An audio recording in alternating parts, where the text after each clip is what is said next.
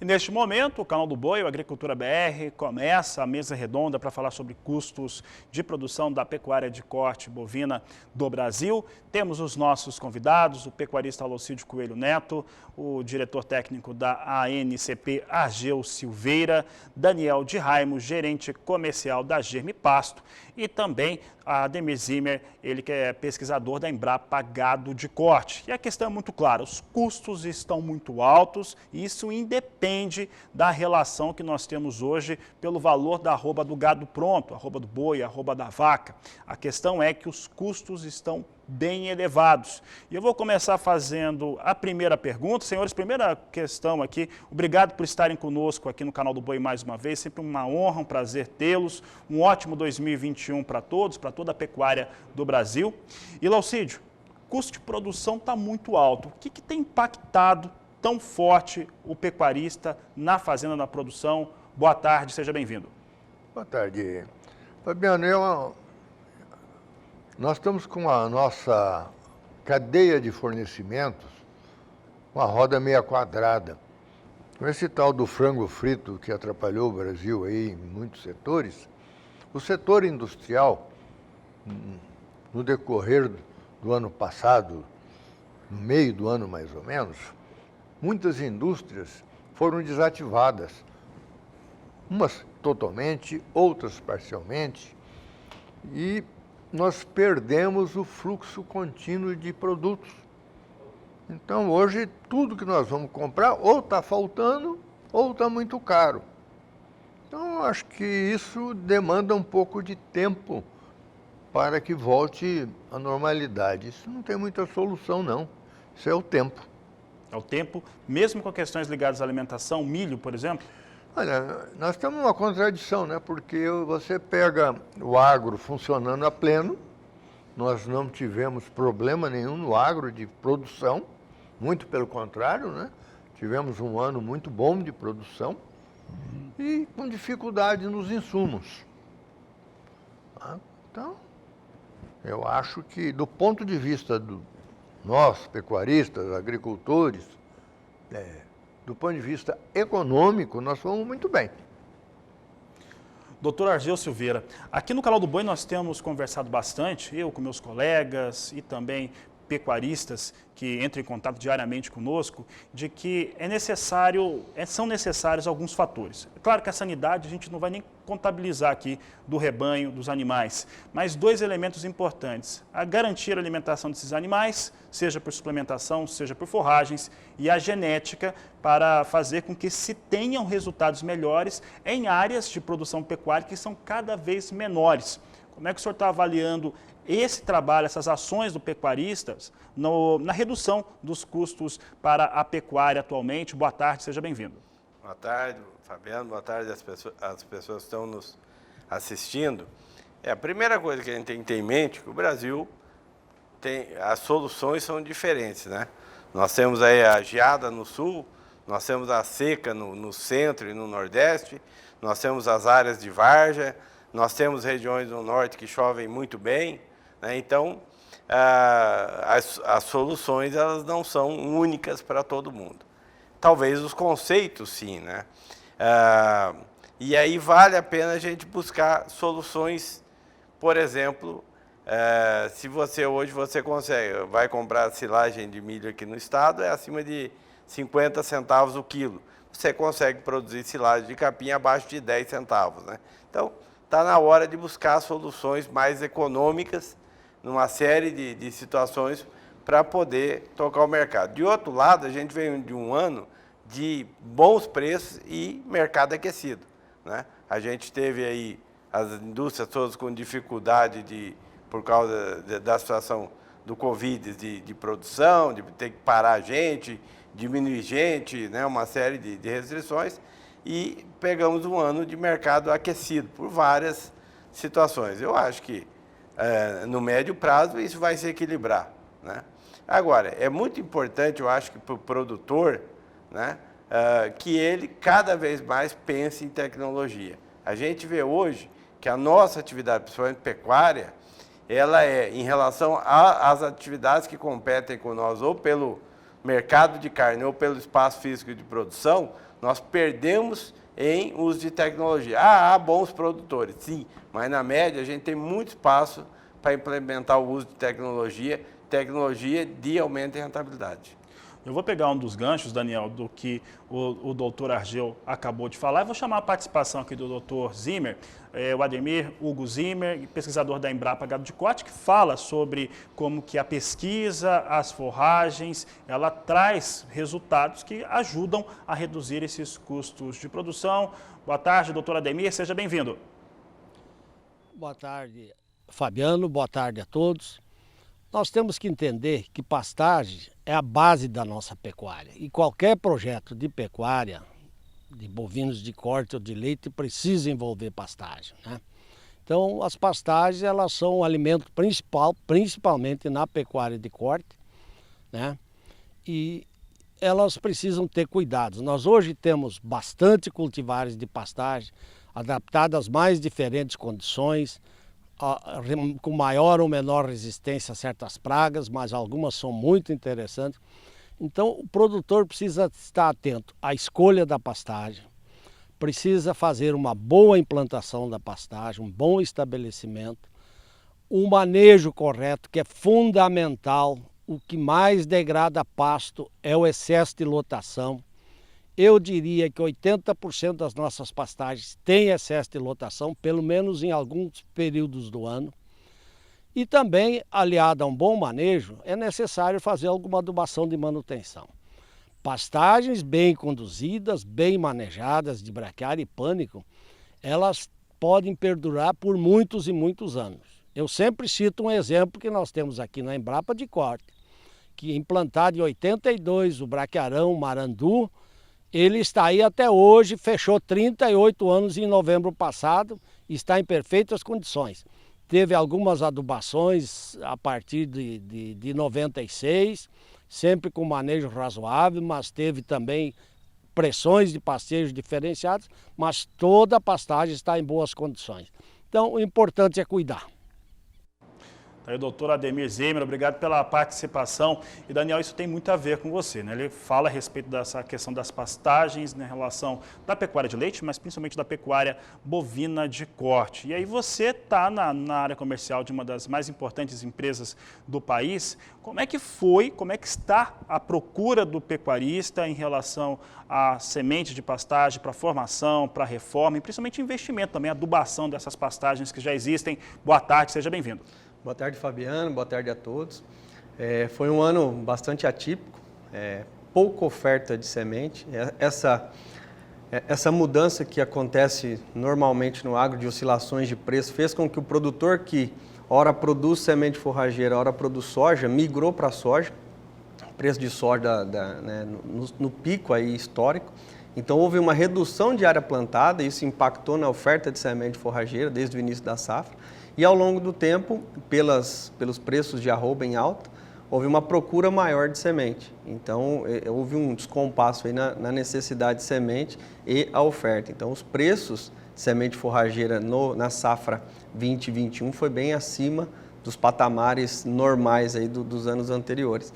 Então, houve um aumento de procura e agora, no período principal, no período de plantio, a partir de setembro, outubro, nós tivemos na grande maioria do país problema de chuva, né? As chuvas não foram regulares, em algumas regiões atrasou, tem algumas regiões que ainda não normalizaram, isso impacta diretamente na formação, não só na formação, mas também nas pastagens antigas. O manejo, a programação que o produtor tinha para manejar os animais, para diversificar o pastejo acaba sendo prejudicado. E principalmente essa nova implantação. Então essas pastagens estão em fase de implantação, sofrendo bastante, algumas áreas houve necessidade de replantio e ataque de praga também vem junto. Quando você não tem uma condição muito favorável, qualquer a mais aí prejudique bastante. Então o produtor precisa nesse momento resolver internamente, aumentar os níveis de controle dentro da propriedade, buscar de fato novas tecnologias e às vezes o simples, né, bem feito vale mais do que uma nova tecnologia mal implantada ou mal conduzida. Então é muito importante nesse momento de dificuldade, como o Laucídio falou, como o próprio Argel esperar, dar tempo, então resolver dentro da porteira, né? Produzir mais, resolver gargalos, resolver problemas para que tenha pastagem, né? A pastagem de fato é o início de tudo, então precisa realmente, e claro, alguns fatores que não dependem de ninguém, que é esse caso do clima. Isso aí de fato impactou muito negativamente agora nessa formação e claro, nas pastagens antigas. Alcide, como é que você tem resolvido na fazenda essa questão de ter alimento para os animais? Bom, primeiro, acho que a válvula mais comum que nós estamos usando e está tendo aí é o tal do botar milho no sal. Essa mistura aumentou muito o consumo de milho, porque para compensar um pouco a forrageira menos produtiva, dá um energético junto ao sal. Isso eu acho que está sendo quase que nacionalmente usado. Então a pecuária que há pouco tempo atrás praticamente não usava milho, hoje a pecuária é um consumidor importante de milho. Reflete também, ajuda a refletir no preço do milho, porque no milho nós temos um fato novo no Brasil, que é a exportação. Até poucos anos atrás o Brasil não exportava nada. E hoje o Brasil só perde para os Estados Unidos na exportação de milho. Então nós já somos o segundo maior exportador de milho. E aumentando o consumo interno. Então nós vamos ter que dar um jeito de produzir mais milho também. Argel, como resolver a situação? Até porque a genética bovina que a pecuária tem adquirido, o pecuarista tem adquirido, que nós temos mostrado diariamente no canal do Boi, para ela expressar a sua potencialidade, esse animal tem que estar bem alimentado. No seu entendimento, como que resolve isso na fazenda para não ter um custo também de produção mais elevado ainda? Não tenha dúvida, Fabiano. E tem algumas coisas que o produtor tem que estar muito atento. Nós estamos caminhando para vender o bezerro por quilo. Isso lá no Rio Grande do Sul já vende há 50 anos. Lá no Amazonas, na Vargem do Parenti, já é uma tradição de bezerro a quilo. E isso está acontecendo no Brasil Central. Então a gente sai do bezerro vendido por perna ou por média, né? Para vender o bezerro pelo quanto pesa. Então vai valer o que o bezerro pesa e isso é crescente no Brasil, né? E aí a gente tem alguns problemas. Quando você olha dos reprodutores que nós usamos, os estudos aí estão mostrando entre 10% e 20% de reprodutor avaliado, né? Então a gente ainda usa um número muito grande de touros sem nenhuma informação, né? Mesmo com toda a oferta que existe hoje? Mesmo com toda a oferta, se você pegar os volumes aí, os estudos que tem entre 10% e 20% dos touros, né? Então a gente está usando muita genética que a gente nem sabe, não tem nem noção do que é. E depois vendendo o animal por quilo. É comum também, o cara, na hora de comprar um sêmen, por exemplo, não tem nada que ver com a venda de sêmen, mas o cara vai lá, por causa de R$5, ele compra um reprodutor de muito menos produtividade. R$5 por dose, 50% de IATF, R$10 de custo no bezerro. E ele deixa aí um bezerro de 20 quilos a menos, que dá R$260. Então o produtor, as soluções para ele não são únicas, né? Não tem uma palavra que alguém vai dizer aqui que vai resolver todos os problemas. Passa por redução de custo, passa por aumento de produtividade e passa também por ele estar muito atento à compra da genética que ele está usando, né? Eu acho que nesse momento, quem insiste em comprar touros, porque é natural que todo mundo que produz genética tente comercializar, isso é do mercado, né? Disputa pelo mercado ela é sadia. No entanto, o produtor ele não tem que ser vítima de ninguém, ele tem que defender os seus interesses e usar touros hoje com avaliação genética, com genômica, com segurança, comprar animais ou touros ou sêmen com segurança de produtividade. Isso é um caminho importante para a gente caminhar, né?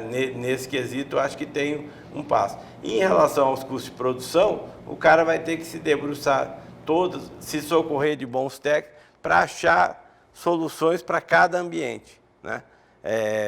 Em cada situação, ele vai ter que encontrar boas soluções para reduzir os seus custos, ou pelo menos para permitir que seus custos fiquem compatíveis com a receita.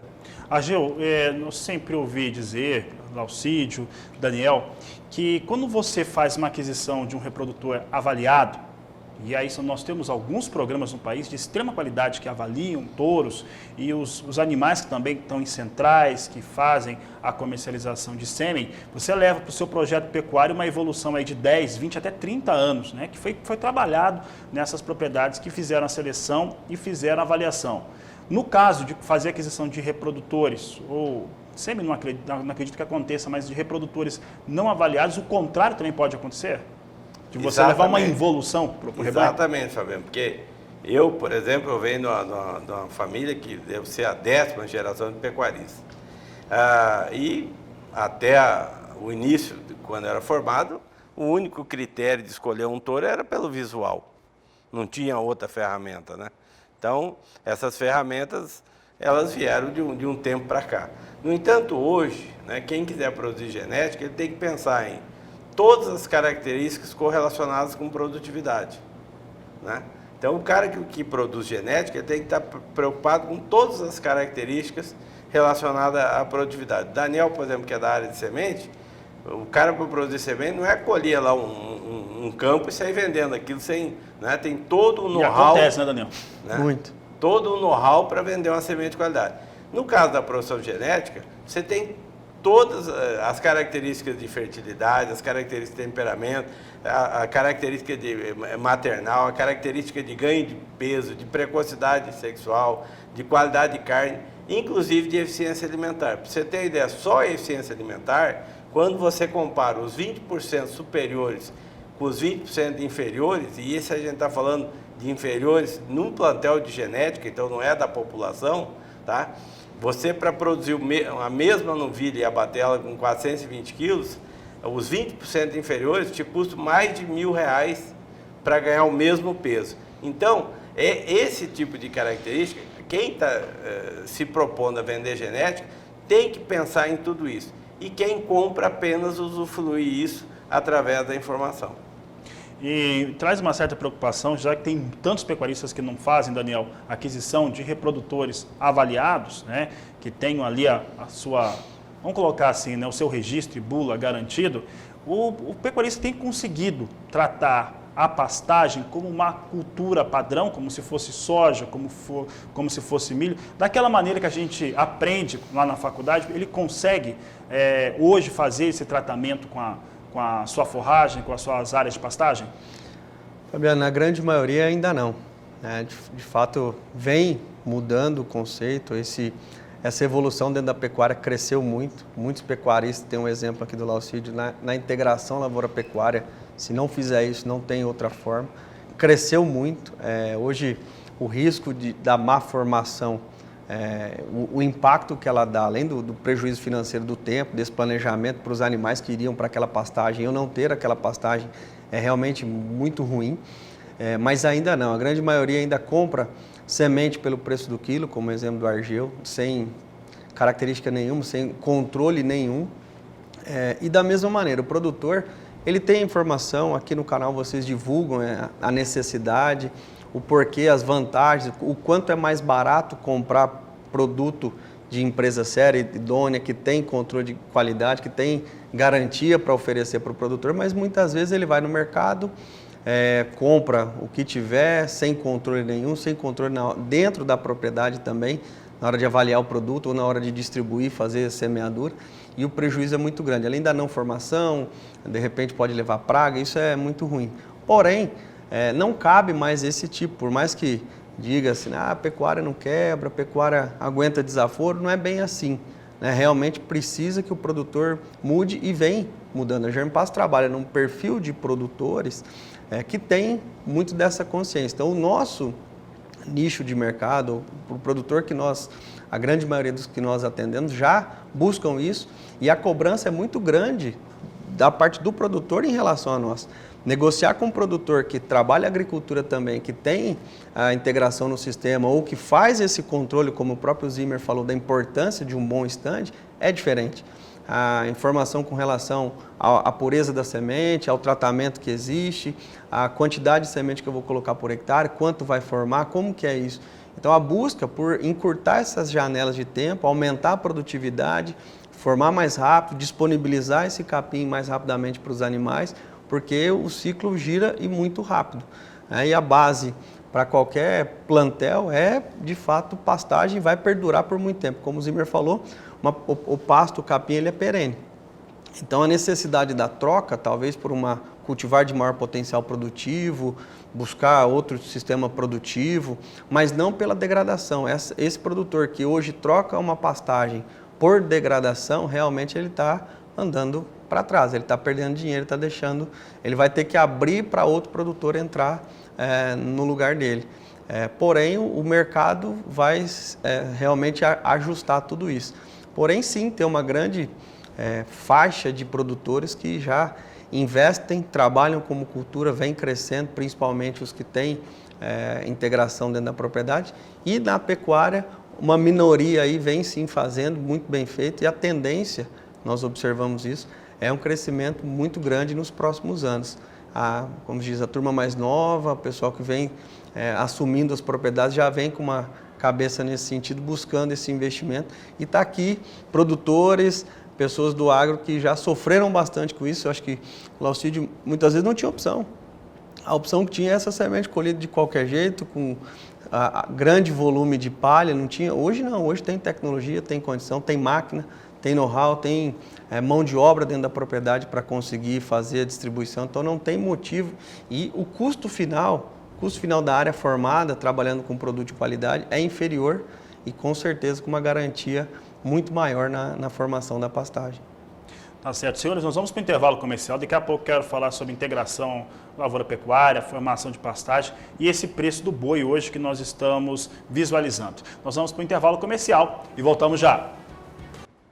Agricultura BR de volta. Eu lembro que nós estamos numa mesa redonda importante aqui do Canal do Boi, no Agricultura BR de hoje, falando sobre os custos de pecuária, como que estão os custos da pecuária bovina de corte, como reduzi-los, pensando na questão de investimento em genética, em forragens e também a gestão aí do pecuarista. E enquanto nós estávamos no intervalo, eu estava conversando aqui com os nossos convidados, o pecuarista Laucídio Coelho, o diretor técnico da ANCP, o Argel Silveira, e Daniel de Jaime, gerente comercial da GM Pasto, a respeito do que aconteceu nos últimos anos. Aí vamos pegar 15, 20 anos aí, mas principalmente os últimos 16 anos para o pecuarista brasileiro. E eu mesmo já ouvi mais de uma vez, mais de 10 vezes, que o pecuarista, uma crítica ao pecuarista feita por algumas pessoas, que seria extrativista, não estaria reinvestindo na fazenda por uma questão de vontade própria. Aí eu estava lembrando com vocês aqui algumas coisas que aconteceram em 16 anos, que eu acompanhei mais de perto, inclusive muitas vezes muito próximo ao senhor Laucídio Coelho, lá na Associação dos Criadores. Nós tivemos nesse período formação de cartel por indústria frigorífica. Esses frigoríficos também cresceram através de financiamento do governo. Essa formação de cartel jogou o preço da arroba lá embaixo. Tivemos crise da febre aftosa. Tem os ciclos de pecuária natural que vai acontecer, vai ter um momento de alta, um momento de baixa, que é extremamente natural. As crises econômicas todas dos governos que vieram para cá. E nessas situações todas, eu devo ter deixado algumas de fora, mas dentro dessas situações todas, nós tivemos ali um pecuarista empobrecendo. O pecuarista acabou empobrecendo. Ele não conseguia fazer um reinvestimento em pastagem nas suas áreas de trabalho para os animais, e isso fez com que ele tivesse que arrendar algumas áreas, alguns saíram do negócio, e a verdade é essa, nós temos alguns últimos anos agora de uma situação melhor para o pecuarista. Como é que o senhor avalia esse ponto, senhor Laucídio? Fabiano, a descapitalização da pecuária nacional é um fato. O pecuarista sem recursos foi matando as matrizes. Então, essa alta de preço, de forma muito significativa recentemente, ela reflete principalmente a falta de matrizes. Nós tivemos um acréscimo muito grande na oferta de matrizes, que ajuda a derrubar o preço, e agora a falta de matriz ajuda a subir. Isso trabalha.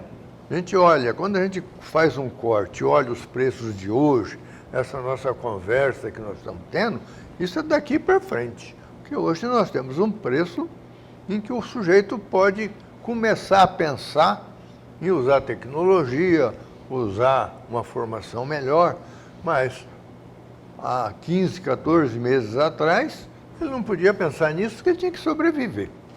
Esse é um problema que, isso que você falou da falta de financiamento.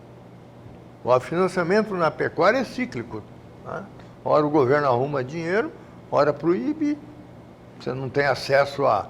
É instável? É instável a oferta de financiamento. Historicamente falando, instável. Historicamente, isso não é recente, isso sempre foi instável. O que é recente, essas grandes grupos frigoríficos que a gente fica aí olhando toda hora fazendo manobras comerciais para controle de preço. Eles ficaram fortes demais. Né? Você pega um grupo desses aí, como o JBS aí, diminui a compra no nosso estado, ele mexe com o preço do nosso estado. Então, eu sempre digo, desculpa, Alcide, que não ficou forte de maneira natural, como aconteceu na Austrália, nos Estados Unidos, com recurso próprio. Nesse caso, à época, o próprio governo acabou financiando via BNDES Par. Isso aí foi criado do dia para a noite, né? Quando você olha a quantidade de dinheiro que esses homens repassaram para os políticos, de onde que saiu esse dinheiro? Do bolso do pecuarista. Foi pagando menos para o pecuarista, aumentaram as margens de lucro. Então, nós, no frigir dos ovos, quem está pagando a conta do desvio do dinheiro somos nós. Não tem mágica nisso aí, não. Argel, no Brasil, isso pode se aplicar à agricultura, mas a pecuária talvez seja mais heterogênea. Os pecuaristas têm pacotes tecnológicos investidos em suas propriedades que diferem bastante. Tem níveis de pacotes tecnológicos muito distantes um do outro. Hoje, esse pecuarista, independente do pacote tecnológico aplicado, ele consegue ter, essa é uma pergunta para o Daniel, para o Argel, começando pelo Argel, ele consegue fazer os seus investimentos numa genética que venha trazer melhoria para o seu rebanho, consegue fazer investimento num trabalho com pastagem para ter alimento para os seus animais. Isso é possível hoje, independente do tamanho da propriedade e também do pacote tecnológico implementado, que depois que ele implementa, você não consegue voltar atrás. Está implementado o pacote, você não tem como retornar nisso. Mas com certeza, Fábio, porque tecnologia boa, ela tem que gerar lucro. Não existe tecnologia boa que não gere lucro.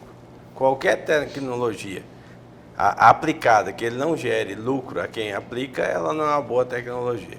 Então, tecnologia de qualidade, ela tem que gerar lucro. Essa é a base da aplicação de tecnologia. Tecnologia que leve a aumento de lucro.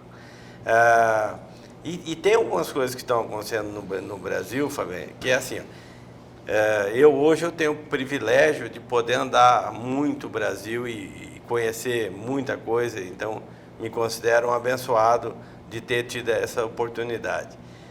Os grandes confinamentos estão de volta e cada vez maiores, isso é uma tendência do Brasil.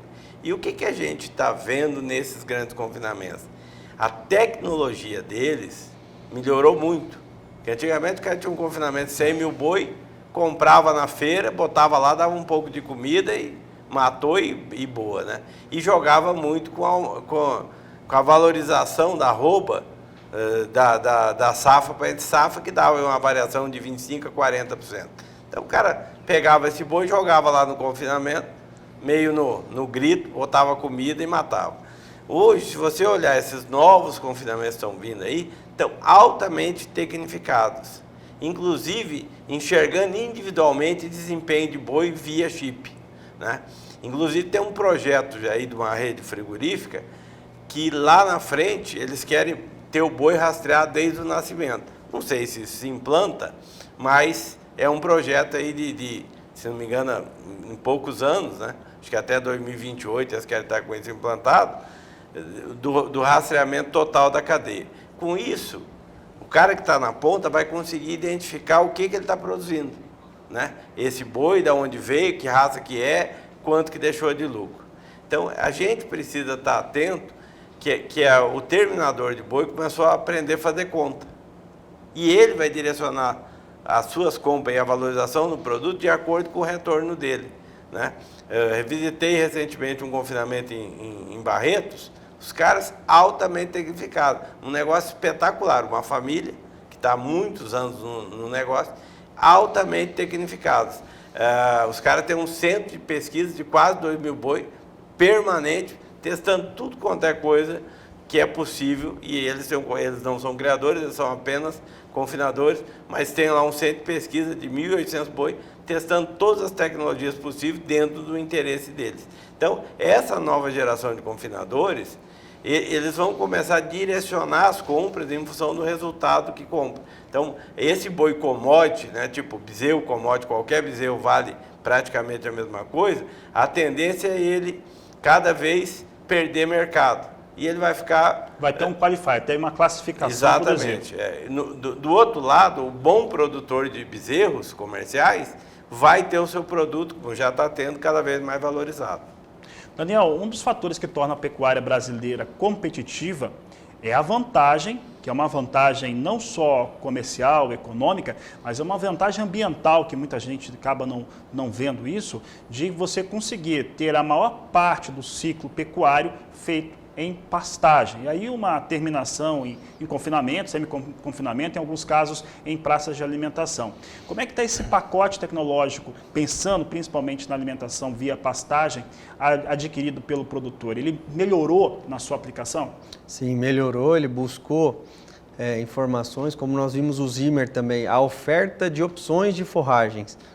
Nós temos, apesar de ter esse clima favorável, extensão territorial, mas como o Argel falou, você tem no sul um clima, aqui é diferente de todo o centro-oeste, norte do Brasil, problema com excesso de água, solos que drenam mais devagar, então você tem que ter essas opções de forrageiras, de espécies, de cultivares, para buscar ter boas produtividades em todos esses sistemas. E isso a Embrapa proporciona, leva a informação ao produtor, e o produtor também, ao longo dos anos, vem aprendendo, como eu falei anteriormente, vem sim buscando novas tecnologias, aprendendo a adquirir insumo de fato com melhor qualidade, com melhor retorno, e também o manejo dentro da propriedade. Parou aquele produtor que só jogava semente, deixava... Realmente, se ele seguir nesse caminho, realmente o resultado é zero.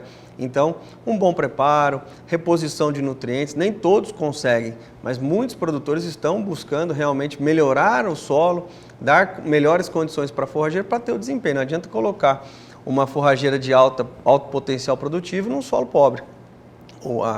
A degradação vai ocorrer no segundo e no terceiro ano. Então, isso o produtor já vem buscando maneiras de melhorar e depois do capim implantado, melhorar o manejo. O grande segredo nesse momento, que é pauta em vários projetos de pesquisa dentro da Embrapa, é como colher o capim. Então, o produtor já trabalhou bastante, tem o que melhorar ainda na parte de formação e manejo, mas principalmente ofertar forragem de qualidade em quantidade o ano todo. Esse é o grande objetivo. Aí, como o Lacide falou, colocar o milho, colocar alguns com um custo menor para poder potencializar, usar toda a genética, usar tudo que o animal tem. Se não tiver essa boa pastagem, e muitas vezes a tecnologia, como o Argel falou, ela tem que trazer lucro, mas nem sempre ela custa mais. Nem sempre a implantação vai gerar uma despesa muito maior. Claro, desde que bem feita, bem implantada, com acompanhamento técnico, o produtor sim tem possibilidade de um salto de produtividade muito grande, às vezes com investimento muito pequeno ou alguns ajustes dentro da propriedade E hoje estão aqui no canal, por exemplo, você tem várias formas de o produtor levar essa tecnologia para dentro da propriedade. Tá certo. Senhores, nós estamos agora a 8 minutos do encerramento dessa edição.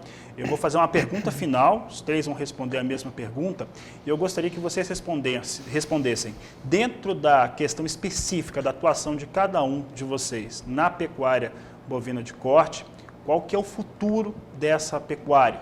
Estamos vendo um momento no qual o Brasil é o maior exportador do mundo, há uma ampliação dessas exportações, embarques de carne bovina, a qualidade dessa carne é cada vez melhor, muitas vezes alguns mercados mais exigentes acabam não reconhecendo e pagando mais por essa carne, isso é uma questão de problemas. Nós temos uma população hoje brasileira que está um pouco achatada, tem desejo de consumir mais, mas não consegue, porque não temos conseguido, a Covid também ajudou a trazer uma situação aí de paralisar o crescimento que o país estava tendo.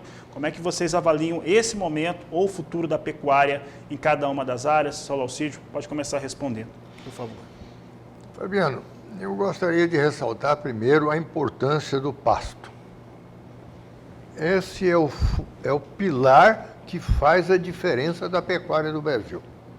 Nós estamos competitivos porque nós temos pasto. O resto é resto. Desculpe o Argeu, nós podemos falar em genética, podemos falar em milho, no coxo, mas nós temos que ter pasto, que esse sim é o que faz a grande competitividade do Brasil. Em segundo lugar, que nós não podemos perder de vista isso, o Argeu citou, botar chip em boi, o mercado que exige isso, que é mais o mercado europeu, é praticamente insignificante para o Brasil. Nós não podemos generalizar essa ideia para a pecuária. Isso aí é alguns europeus, porque nem todos os países europeus pedem isso, e eles não compram praticamente nada do Brasil. Uma coisa que me preocupa um pouco é que o Brasil hoje, nós temos 60% das nossas exportações na mão de um único cliente. Um único importador. Que está recuperando o rebanho suíno. Isso deixa a gente apreensivo. Então, isso aí não depende de nós, produtores, não depende da indústria. Né? A diversificação da venda.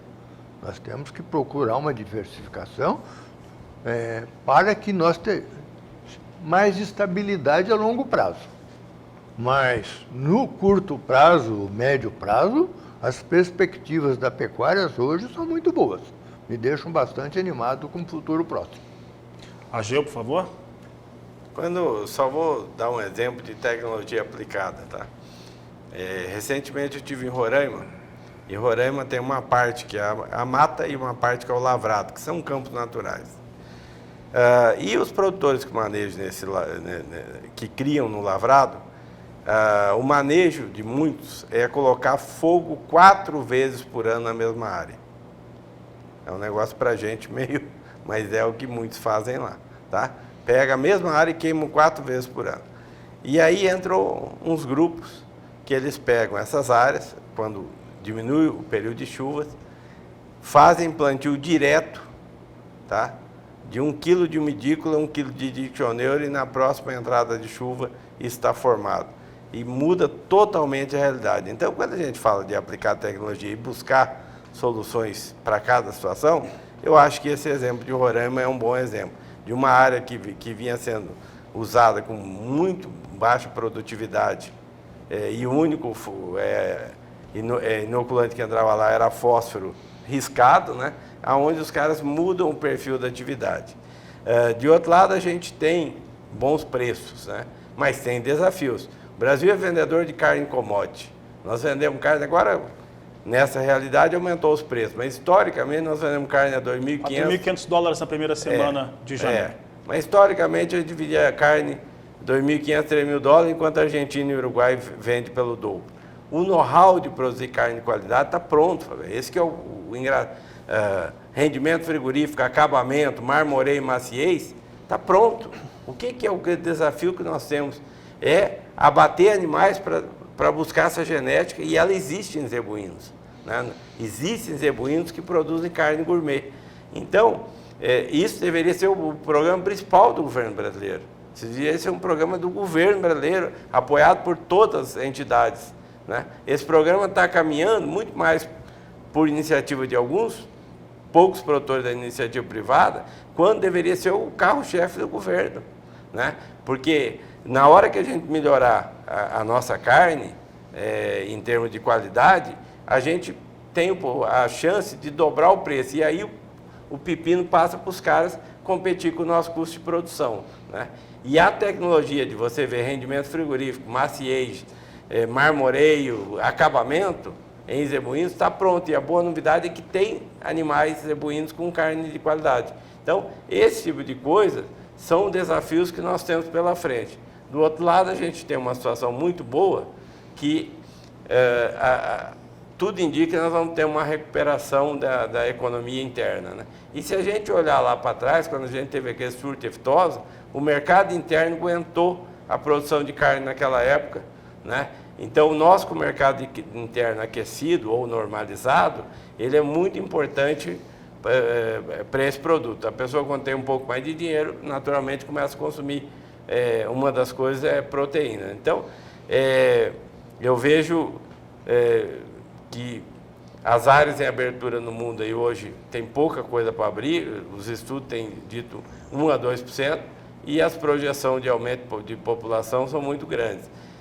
O que preocupa é que a gente vive um mundo globalizado. Daqui a pouco entra uma aftosa, entra uma guerra, qualquer coisa interfere no mercado e a gente está sensível a isso, né?